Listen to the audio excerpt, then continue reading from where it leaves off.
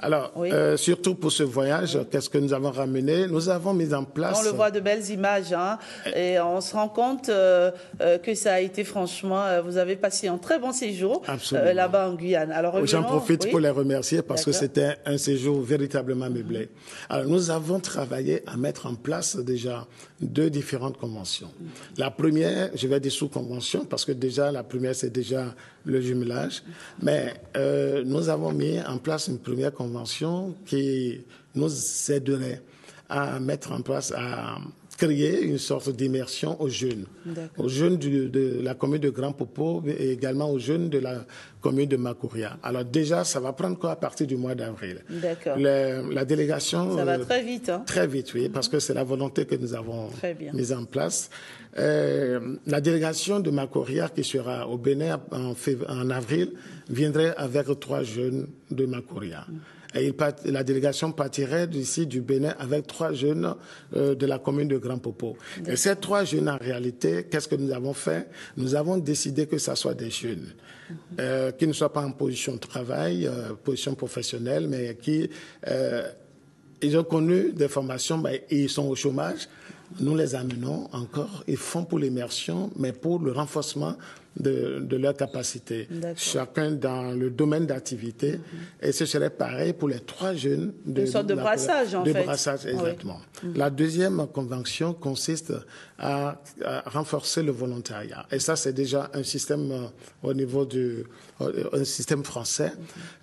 Nous avons su signer cette convention. Et à partir de l'année prochaine, nous allons faire partie, ce serait plus des jeunes, ce serait de personnes âgées, même en situation de profession, mais qui auraient souhaité se donner au volontariat. Donc, c'est le programme VIS de la France.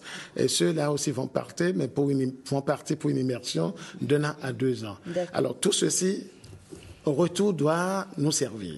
Doit servir la communauté parce que eux, ils vont maintenant redéployer tout ce qu'ils ont reçu comme outil à pouvoir aider les autres jeunes autour pour déployer, pour maintenant renforcer le développement local.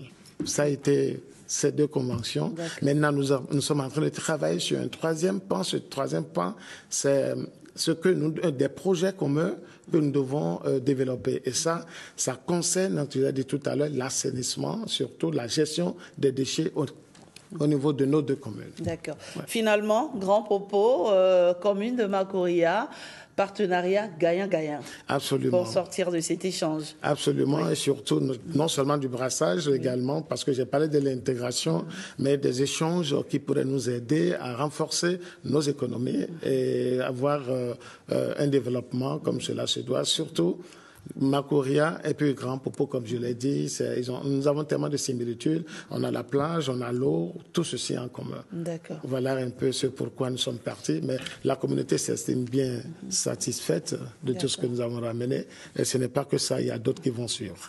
Merci beaucoup, Monsieur le maire Jocelyn Ayi. Merci pour cet exercice de reddition de comptes.